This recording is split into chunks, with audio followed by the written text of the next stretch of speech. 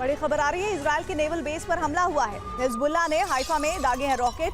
हमले में Haifa naval base को नुकसान हुआ है।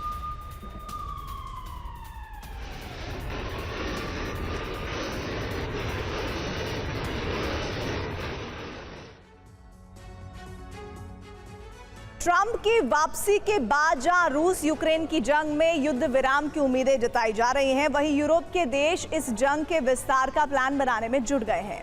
12 नवंबर को पोलैंड के प्रधानमंत्री डोनाल्ड टस्क ने यूक्रेन की मदद के लिए यूरोप का एक संगठन बनाने की वकालत की। इसके बाद ब्रिटेन के पूर्व प्रधानमंत्री ने ऐलान कर दिया कि अगर अमेरिका ने यूक्रेन को मदद घटाई तो ब्रिटेन अपनी सेना जंग में उतार देगा। इसके साथ ही रूस ने no limit war partner Kim Jong ने नेटो को चेतावनी जारी कर दी है। देखिए कैसे रूस और यूक्रेन की जंग के विस्तार की आशंकाएं बढ़ती दिख रही हैं।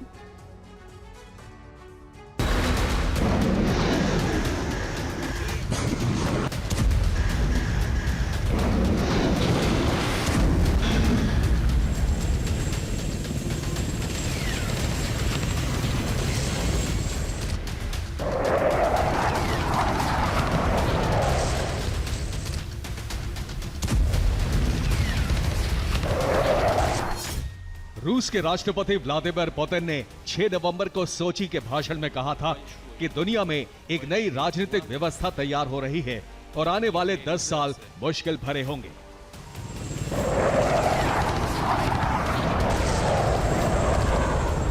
अमेरिका में डोनाल्ड ट्रंप की ऐतिहासिक जीत के बाद उसके आसार दिखने लगे हैं, क्योंकि यूरोप के नेटो देश और नेटो समर्थक देश ये मान रहे हैं कि अब यूक्रेन के सिर से अमेरिका का हाथ हटने वाला है। यूरोप के देश मान रहे हैं कि यूक्रेन को समर्थन घटने का मतलब नेटो देशों को ट्रंप प्रशासन का समर्थन कम होना होगा। अब यूरोप के 3 देश जंग की तैयारी में जुट गए हैं। ब्रिटेन ने अपनी सेना को स्पेशल अलर्ट पर रखा है। इसके साथ ही यूक्रेन की जंग में सेना भेजने पर विचार किया जा रहा है। फ्रांस के सेना प्रमुख ने कहा है कि जरूरत पड़ने पर सेना जंग के लिए तैयार है। इसके अलावा पोलैंड ने कहा है कि रूसी खतरे से निपटने के लिए उसकी तीनों सेनाएं वॉर रेडी हो चुकी हैं।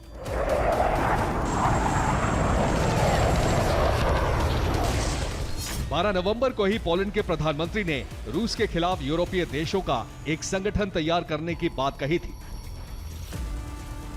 अब पोलैंड के बाद ब्रिटेन के पूर्व प्रधानमंत्री ने भी यूक्रेन को समर्थन का ऐलान कर दिया है।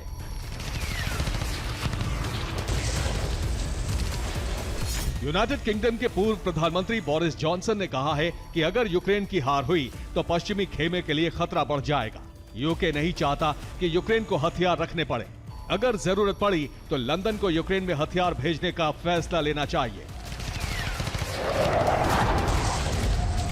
यूनाइटेड किंगडम की सरकार ट्रंप की वापसी से चिंता में है और रूस पर कड़ी निगाह रखे हुए है।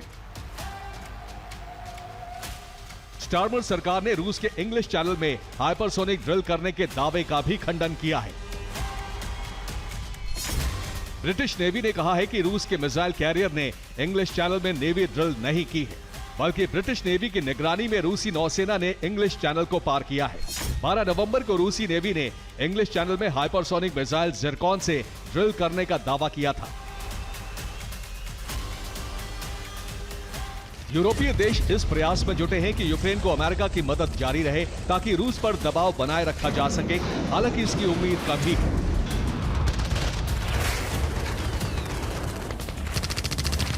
इसीलिए फ्रांस ने भी रूस के साथ जंग की तैयारी शुरू कर दी है।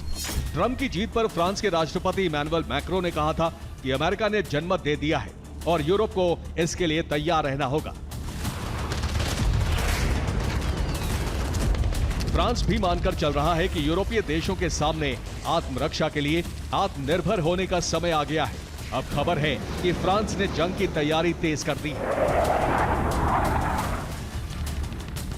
फ्रांस के सेना प्रमुख जनरल पियरे शेल ने कहा है कि सेना दुश्मन से टकराने के लिए तैयार है। जरूरत पड़ी तो आज शाम से ही सेना युद्ध में उतर सकती है। रिपोर्ट है कि फ्रांस ने अपने 20,000 जवानों को स्टैंड बाय अलर्ट पर रखा है। लेबनान, इराक, एस्टोनिया और रोमानिया में तैनात फ्रांसीसी सैनिकों को वापस बुलाने की तैयारी है।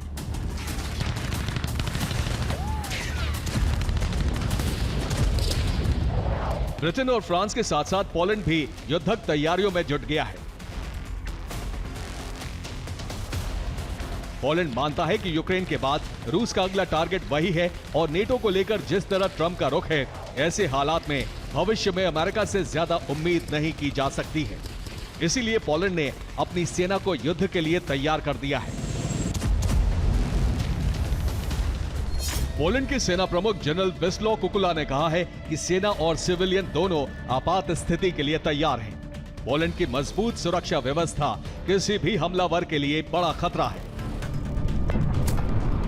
ट्रंप के सत्ता संभालने से पहले बाइडेन प्रशासन ने भी यूक्रेन को $600 करोड़ की मदद जारी करने का मिशन तेज कर दिया है। इसके साथ ही यूरोपीय देशों को एकजुट करने के लिए विदेश मंत्रालय भी सक्रिय हो गया है। इसी क्रम में अमेरिका के विदेश मंत्री एंटनी ब्लिंकन बेल्जियम पहुंच रहे हैं।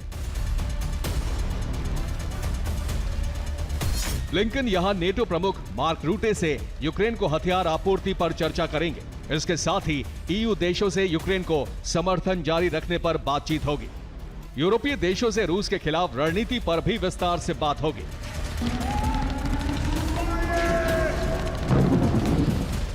हालांकि ट्रंप का समर्थन हासिल करने के लिए यूक्रेन के राष्ट्रपति ने भी एक प्लान तैयार किया है। ज़ेलेंस्की ने ट्रंप के सामने प्रस्ताव रखा है कि वो यूक्रेन को युद्ध में समर्थन जारी रखें। इसके बदले युद्ध खत्म होने के बाद यूरोप में तैनात यूएस जवानों की जगह यूक्रेनी सेना को तैनात कर दिया जाएगा। हालांकि इस प्रस्ताव पर ट्रंप का रुख क्या है, ये साफ नहीं है। इसलिए फिलहाल बाइडेन प्रशासन यूरोप को रूस के खिलाफ खड़ा करने की कोशिश में जुटा है।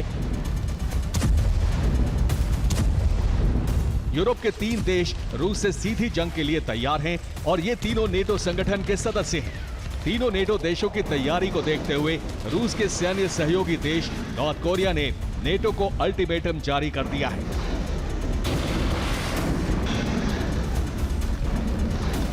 नॉर्थ कोरिया के विदेश मंत्रालय ने कहा है कि एंग्लो सैक्सन्स यानी जर्मनी, ब्रिटेन और फ्रांस यूरोपीय महाद्वीप को रूस के साथ सीधी जंग में झोंक रहे हैं।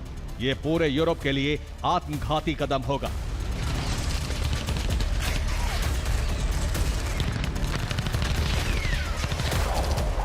खबर यह भी है कि जंग का ट्रिगर दबाने के लिए यूक्रेन को तैयार कर लिया गया है। ट्रंप की वापसी से पहले जंग भड़काने के लिए यूक्रेन को रूस पर लॉन्ग रेंज हमलों की इजाजत भी मिल सकती है।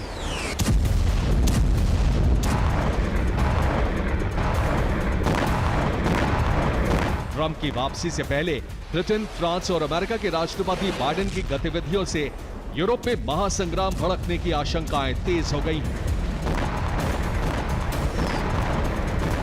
Bureau report, TV9 Bharat.